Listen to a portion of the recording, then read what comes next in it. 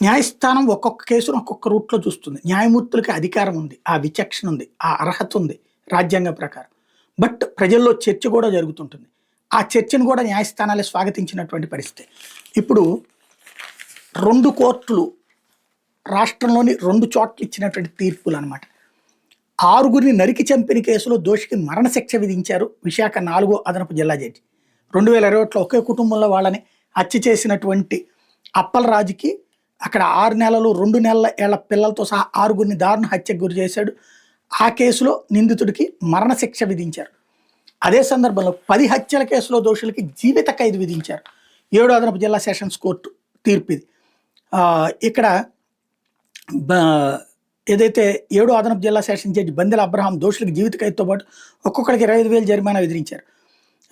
ఏలూరులో కాటి నాగరాజ్ అనే వ్యక్తి అనుమానాస్పద మృతి మీద కేసు నమోదైంది. దీని మీద అప్పటి Eluru DSP Dilip Kiran, Eluru rural CI Anasuri Srinivasarao ఆధ్వర్యంలో దర్యాప్తు జరిగింది. 2 అనుమానితులు అదుపులో తీసుకుని విచారిస్తే నాగరాజ్ అనుమానాస్పద మృతికి అదని సైనిడ్ ఉపయోగించి హత్య చేసినట్టుగా తెలియదు.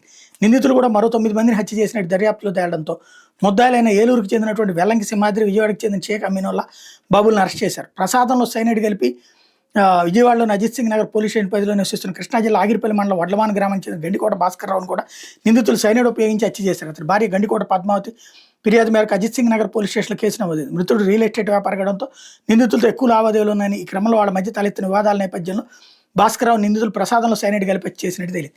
10 మందిని సైనిడ్ కలిపి హత్య చేసిన వాళ్ళకి యావజ్జీవ కారాగార శిక్ష, జీవితకాలం కూడా కాదు, 14 ఏళ్ల దాకా ఉంటాడు, తర్వాత బయటకు వచ్చేస్తారు.